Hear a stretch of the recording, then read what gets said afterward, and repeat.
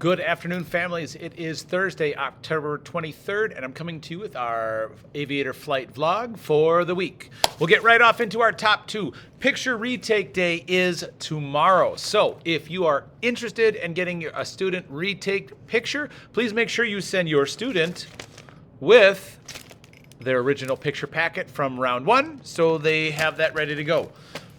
Top number two, we have a fall Scholastic book fair coming to Lake Bluff on November 4th through the 6th. So if you are interested, please use the link in our email to create an e-wallet for your student. It just makes it a lot easier than cash, keeping track of all that for students. And if you're interested in contributing to our classroom e-wallet, you can use that link in our email as well to help purchase books for all students to enjoy. And that would be amazing. But thank you if you do. Now we'll get into our flight vlog points for the week. So, as I said last week, our author visit with Amy Timberlake for Skunk and Badger fame is coming up next week, October 27th. October 31st, we have our Lake Bluff Parade and our fall party. So, just wanted to give a big shout out in advance. Thank you to our amazing room parents between Miss Miller and I for all their help and coordination and snack support. So if you are part of kind of bringing and supporting all those things, just thank you very much. It really does help out, and we thank you. Don't forget, Lake Bluff Open House is Wednesday, November 5th. Our third grade time is from 6:30 to 7:30, so please, I hope to see you there. That's very exciting. And now let's get into our educational things. So, in English module block, students have been working to write a final draft of a nonfiction paragraph piece by piece. Students have literally used some amazing things. So, we started off with some note catchers, and then some practice note catchers, and a sentence stretcher for students to literally write an introduction sentence at the top, a focus statement, a problem statement, solutions, and a conclusion statement to write an entire paragraph that answers the question, what challenges do people face in other countries around learning, and how are they overcome? That's pretty important.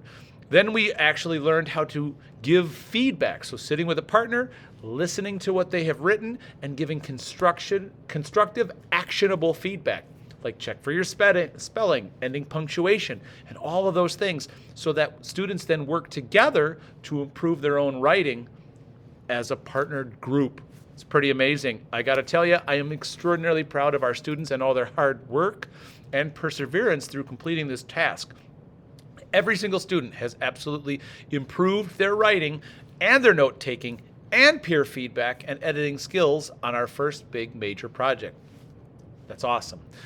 In math, students are learning to estimate and measure weight and liquid volume using grams and kilograms for measuring weight and liters and milliliters for measuring liquid volume. Now, of course, liquid volume is defined as the amount of space a liquid occupies, and capacity refers to the amount of liquid that a container would be able to hold. So students will apply all of this understanding using place value to solve things like word problems that involve measuring contexts, like recipes would be a good example. In SEL, students continued learning a little bit about emotions and how they inform our brain. Specifically, fear is often associated with feelings that tell us that there is danger nearby. Now, we're going to continue talking about things like the severity of frustrated and angry feelings. We will discuss the difference between annoying, frustration, and explosive anger. And then we'll learn about various calming strategies that we can use when we have those kind of big, angry, and strong emotions that sometimes can hijack our brain and stop us from really thinking critically about what are we doing, what are we saying, and how that is in control. In social studies, students have been working in small groups to research all about one of those 5 major regions. Students are using this research to create a map of their region in the United States and share important facts. Throughout this project, students have been learning all about how to work on a long-term project, how to work in small groups working together to complete a larger task, and they've been using a checklist tool to help them stay accountable and communicate their work and understanding to all of the supporting teachers. That's myself, Miss Miller, and everything. These are huge, important life skills, and they're doing a really fantastic job. So big thumbs up.